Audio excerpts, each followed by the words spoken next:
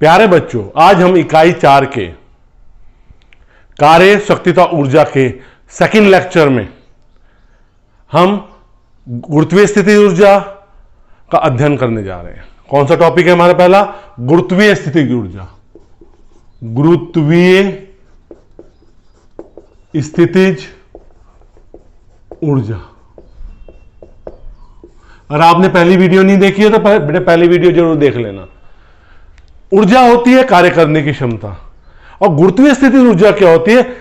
अगर हम पृथ्वी को एक पॉइंट मान लें, उसके रेस्पेक्ट में वस्तु की स्थिति विन्यास क्या है, किस स्थिति पे, तो वो स्थिति और विन्यास के कारण जो ऊर्जा होती है उसे गुरुत्वीय स्थिति ऊर्जा कहते हैं। मतलब पोजीशन एंड कॉन्फ़िगरेशन के कारण। तो गुरुत्वीय स्थिति ऊर्जा क्या होती है? बस जब वस्तु गुरुत्वीय अधीन होती है। कोई चीज पृथ्वी से ऊंचाई पे ले जा रहे हैं, ये ऊंचाई पे रखी हुई है, तो इसके उदाहरण क्या होते हैं? कोई वस्तु हमने ऊपर से नीचे फेंकी, छोड़ दी, तो गुरुत्वीय स्थिति ऊर्जा के कारण नीचे आ जाएगी। और ऊपर ले जा रहे हैं तो गुरुत्वीय स्थिति ऊर्जा के विरुद्ध हमें कार्य करना पड़ेगा। तो इसके डेरिवेशन के लिए हम क्या करेंगे? हमारे पास एक वस्तु है जिसका द्रव्यमान m है, ये पृथ्वी पर है, इसे h ऊंचाई पर लेके जाया जाता है B बिंदु पर, A बिंदु से B बिंदु पर। तो किया कार्य किसके बराबर हो जाता है? बल गुणा विस्थापन। बल कितना है? F। विस्थापन कितना हो गया? H। F कितना हो गया? mgh। गुरुत्वीय स्थिति ऊर्जा क्या होगी? किए गए कार्य का। तो U इज इक्वल टू कितना आ गया? mgh।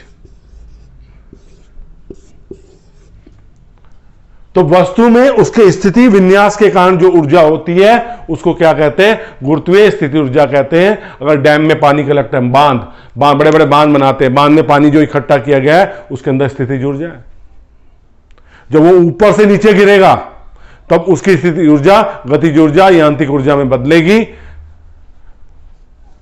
तो जो वस्तु ठहरी हुई है, जो अपनी स्थिति विन्यास के कारण है, वो क्या कहला रही है? गुरुत्वीय स्थिति ऊर्जा रख रही है अपने अंदर। दूसरा आता है प्रत्यास्थ स्थितिज ऊर्जा। प्रत्यास्थ क्या होती है? प्रत्यास्थ स्थितिज ऊर्जा एक स्प्रिंग है, स्प्रिंग को मैं दबा रहा हूं। स्प्रिंग को क्या कर रहा हूं? मैं दबा रहा हूं। घड़ी की सुई है, घड़ी की सुई में चाबी भर रहा हूं। तो स्प्रिंग के अंदर जो ऊर्जा संचित जो ऊर्जा है, तो वो संचित हुई है जो ऊर्जा, उसे क्या कहते हैं? प्रत्यास्थ स्थिति ऊर्जा। Elastic potential energy. तो कौन सी ऊर्जा की बात कर रहे हैं हम? प्रत्यास्थ स्थितिज ऊर्जा। क्या होती है प्रत्यास्थ स्थिति ऊर्जा? किसी स्प्रिंग को खींचने या दबाने पे जो ऊर्जा उत्पन्न होती है उसे क्या कहते हैं? प्रत्यास्थ स्थितिज ऊर्जा कहते हैं। किसी स्प्रिंग को खींचने या दबाने पर। देखो मेरे पास एक स्प्रिंग है,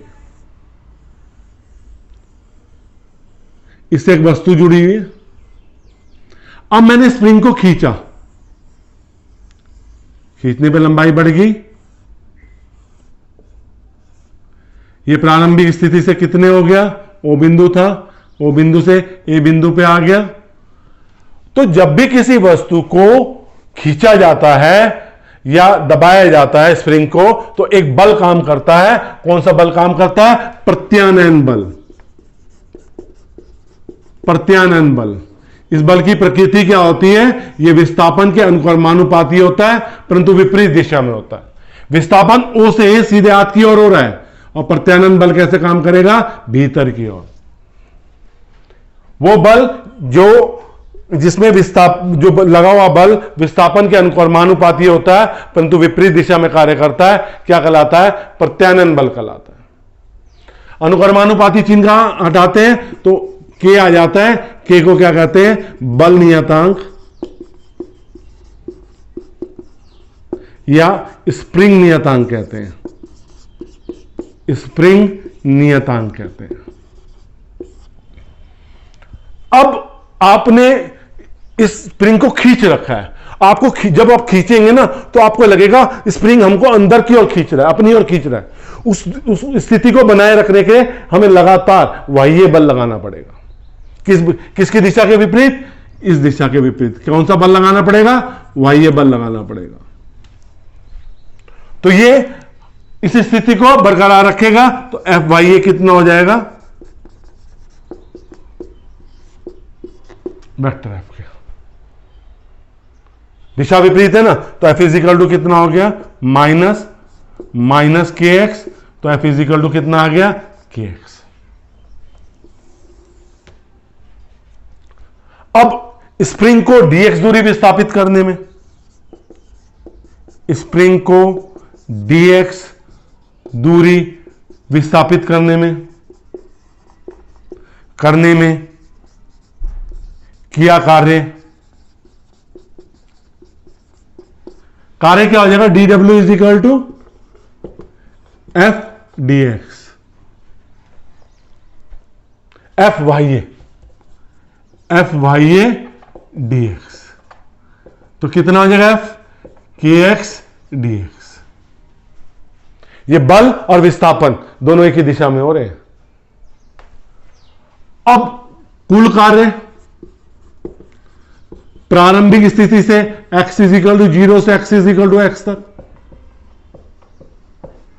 तो कुल कार्य कितना हो जाएगा? 0 से x डी डब्ल्यू, 0 से x के एक्स डी एक्स, के बाहर आ गया, 0 से x एक्स डी एक्स, के x की पावर 1 प्लस 1 अपॉन 1 प्लस 1, 0 से x के बाई 2 एक्स स्क्वायर, 0 से x के by 2 x square minus 0 square. तो w कितना हो गया? हाफ के एक्स स्क्वायर।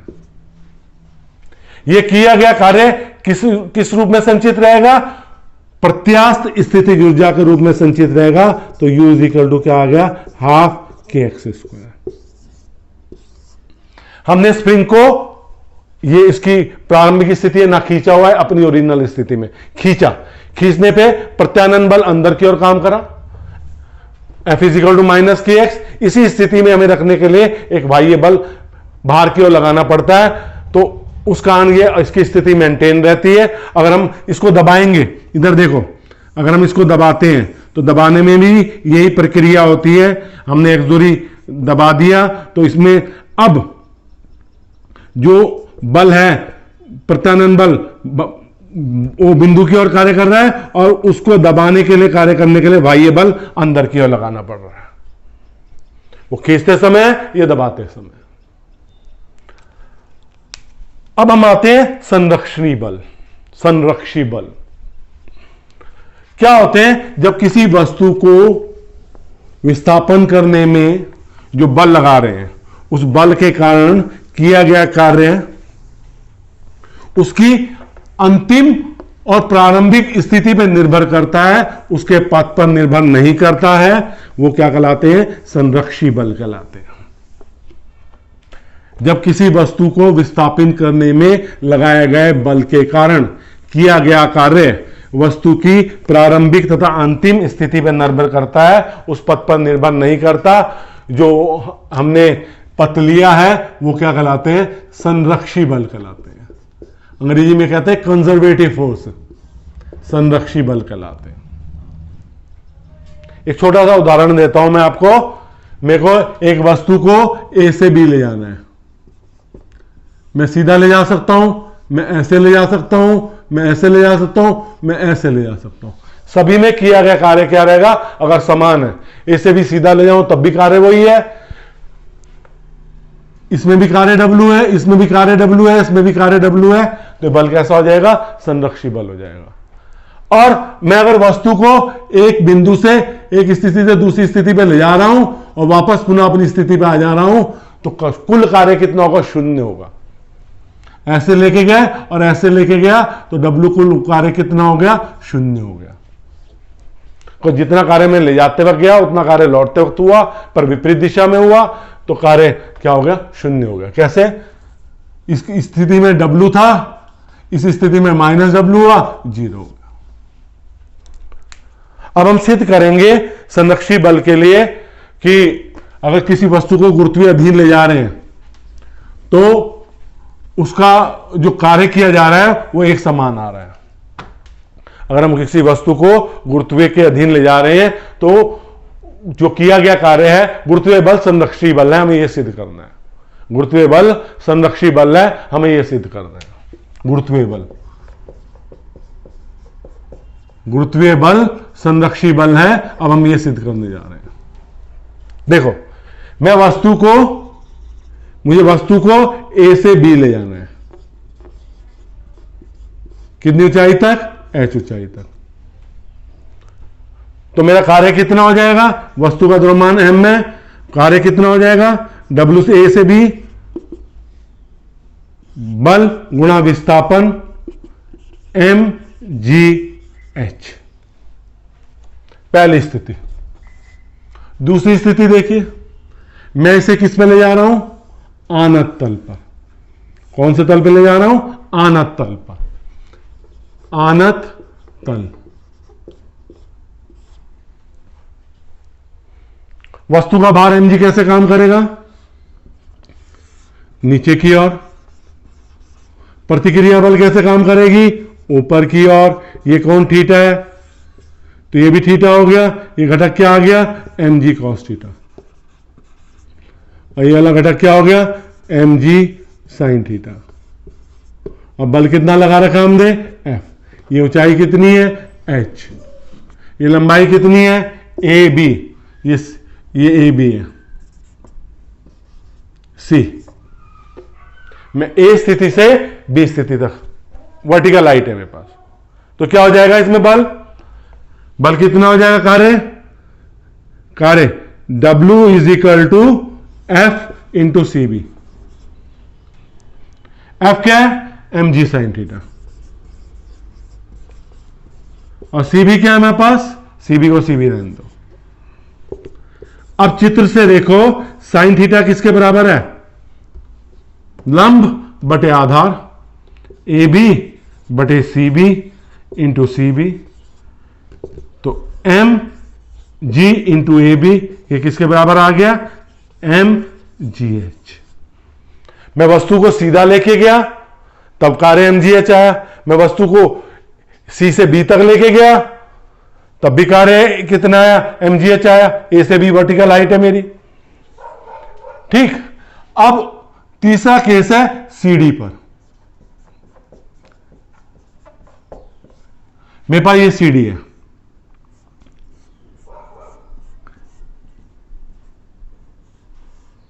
ऐसी मेरे पास n सीढ़ियां हैं। कितनी सीढ़ियां हैं? n सीढ़ी हैं।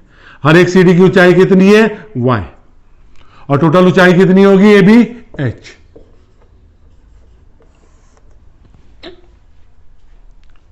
ठीक है। जब मैं इसे A से B ले जा रहा हूं, सीढ़ी के द्वारा ले जा रहा हूं, पहले एक सीढ़ी चलूंगा, फिर क्षैतिज चलूंगा, फिर सीढ़ी चलूंगा, फिर क्षैतिज चलूंगा। इस सब सीढ़ियों की ऊंचाई कितनी है? y है। तो पहली सीढ़ी चलने में क्या कार्य? पहली सीढ़ी में चढ़ने में किया कार्य कितना हो जाएगा? पहली सीढ़ी में चढ़ रहा हूं, W1 is equal to mgy। ठीक। अब कुल कार्य कितनी सीढ़ियां मेरे पास? n सीढ़ियां हैं। तो कुल कार्य कितना हो जाएगा? सीढ़ियों की संख्या और एक सीढ़ी में चढ़ने पे किया गया कार्य। सीढ़ियों की संख्या इंटू एक सीढ़ी पे चढ़ने पे किया गया कार्य। W इज इक्वल टू कितना हो गया? n into mgh, mgy sorry, mg ny। h यहां पे किसके बराबर है? ny के बराबर है। सीढ़ियों की संख्या और एक सीढ़ी की ऊंचाई, तो कितना आ गया? mgh। मैं सीधे के सीधे एक वस्तु को लेके गया mgh। मैं सीधे के सीधे वस्तु को लेके गया, तब मुझे कार्य mgh करना पड़ा। मैं अनंत तल पे वस्तु को लेके गया, तब कार्य mgh करना पड़ा। मैं सीढ़ी पे उसी वस्तु को लेके गया, तब भी मुझे कार्य क्या करना पड़ा, mgh करना पड़ा। मतलब गुरुत्वीय बल के अधीन जब मैं वस्तु को ले जा रहा हूं एक पर्टिकुलर ऊंचाई तक, तो क्या होने लग रहा है, कार्य क्या हो रहा है, शून्य। कार्य बराबर है, कार्य क्या आ रहा है, बराबर आ रहा है।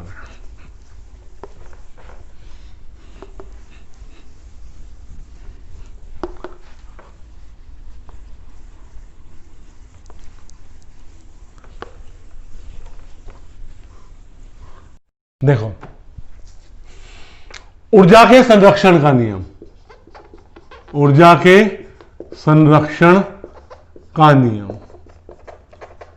इससे पहले मैं असंरक्षी बल बता दूं बेटा। असंरक्षी बल क्या होते हैं, असंरक्षी बल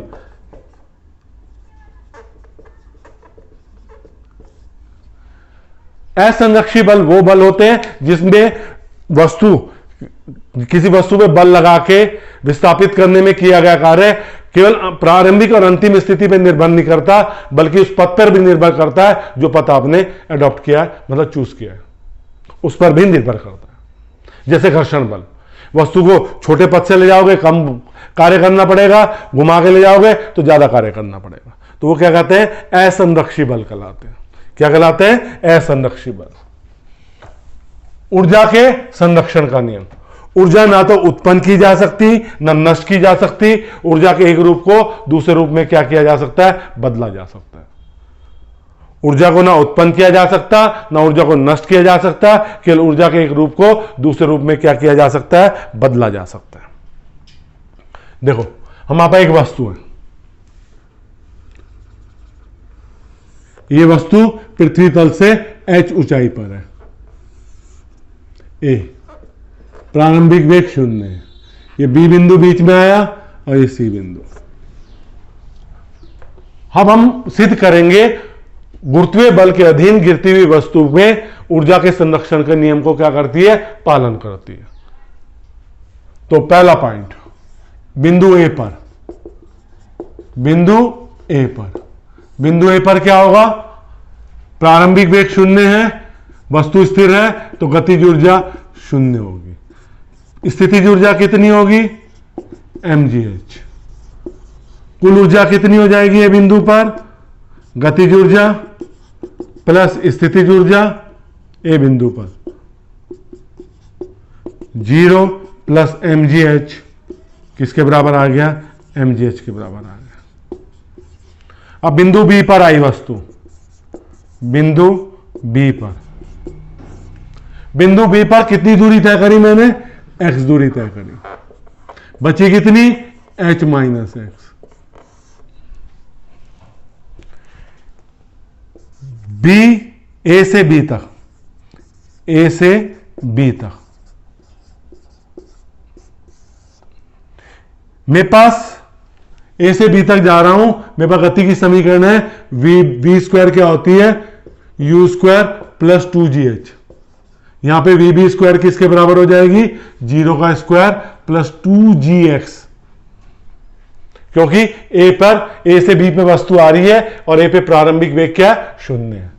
तो वी बी स्क्वायर किसके बराबर आ गई, 2gx के बराबर आ गई। गतिज ऊर्जा क्या होगी बी बिंदु पर, half M V B square, half M 2gx, कितनी आ गई, mgx।